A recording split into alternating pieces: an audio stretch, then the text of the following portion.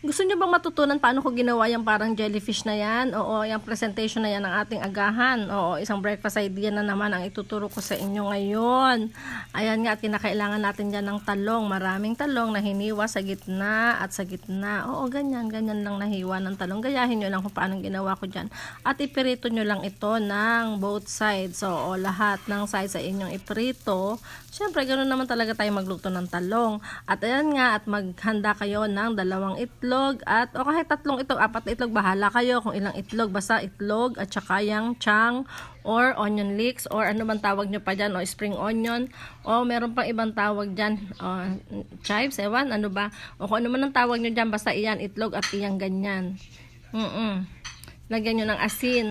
At ayan nga, pagkatapos nyan ay inyong haluin yan. Alam nyo na. Pagkatapos nating hanguin ang ating talong, ay dyan nyo na rin iprito ang ating mixture ng itlog na may kasamang chang.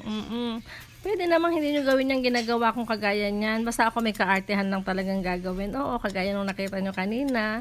Para maging katulad nun, ganyan ang ginawa ko. Nirolyo ko lang siya na parang ganon, yun nga, o kung ano yung nakita yung ginawa ko, at hiniwa ko lang siya, hiniwa-hiwa ko para makita lang yung mga dahon-dahon ng tiyang dyan sa gitna. Ayan, at nagawa na natin yung ganyang pag-aayos ng plato. Salamat sa panonood.